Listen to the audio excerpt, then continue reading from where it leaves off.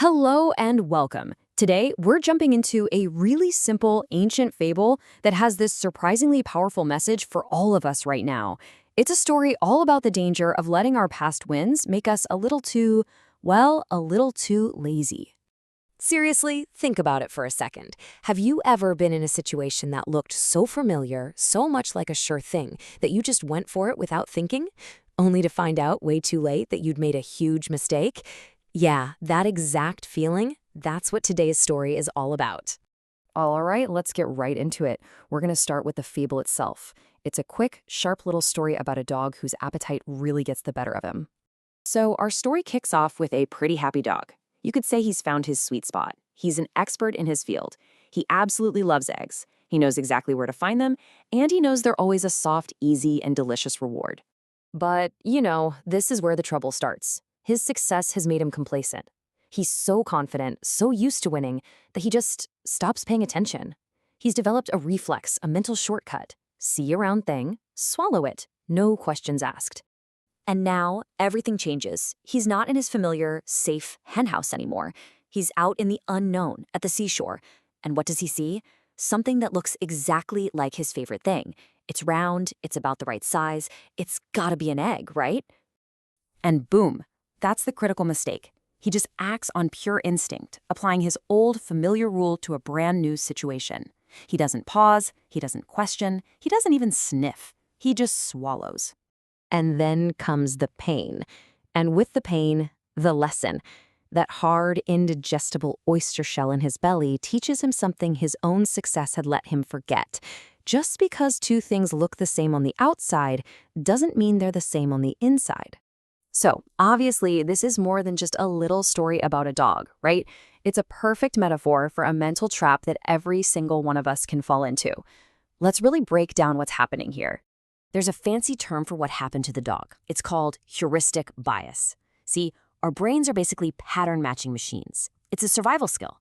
But the downside is, when we get overconfident, that pattern matching goes on autopilot. It bypasses our critical thinking, and we just assume this new round thing is exactly like the last one. And this lays out the metaphor perfectly. The egg, that's the easy win, the known quantity in a familiar place. The oyster, though, it just looks like a reward. Its shape is deceptive. Underneath that familiar-looking shell is a hidden, hard, and painful reality. Okay, so let's bring this into our world, because this isn't just an ancient problem. These deceptive oysters are absolutely everywhere in our modern lives. This is really the question you've got to ask yourself. Where are you so confident, so used to getting it right that you've just stopped looking closer? Where are you operating on reflex instead of taking a moment to reflect? And you can see how this plays out in so many areas. Think about your finances. That new investment scheme looks round, just like that one that made you money before. But its shell is full of hidden fees you didn't bother to check. Or in relationships, right? You meet someone new who reminds you so much of an old friend, so you just assume they're the same, only to find out their personality is actually sharp and, well, totally wrong for you. It happens all the time. So here's the big question. How do we stop being the dog? How do we get better at spotting the oysters before we swallow them? Well, the answer lies in developing a specific skill. The antidote actually has a name. It's called Viveka. Now, in a lot of spiritual traditions, it just means discernment. It's the conscious ability to look past the surface, to look past the roundness, and see what's really going on underneath. It's about trading that automatic reflex for intentional reflection. And this is something you can actually practice. It's like a workout for your brain. First, you have to question familiarity. Just because it looks like an egg, don't assume it is. Second, you've got to test the texture. Take a little bite of the facts. Do your homework before you dive in. And finally, always seek the essence. Look for the real character beneath the shiny, appealing surface. So let's wrap this all up. Learning to avoid the oysters in life, it's not just about dodging pain. It's about consciously choosing a path toward real wisdom. Think of these as a personal training program for your mind. These are mantras you can actually use to build that discernment muscle. By telling yourself things like, I investigate with a fresh mind, or I chew my experiences, you slowly build the habit of pausing, questioning, and seeing the world with way more clarity.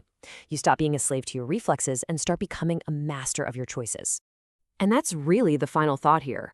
Our world isn't some predictable, safe little henhouse. It's a huge, wild seashore filled with all kinds of things. Some of them are nourishing, and some are just painful lessons in disguise. The challenge for all of us, and really the path to growing wiser, is to learn to take our time, to test what we find, and to develop the wisdom to truly know the difference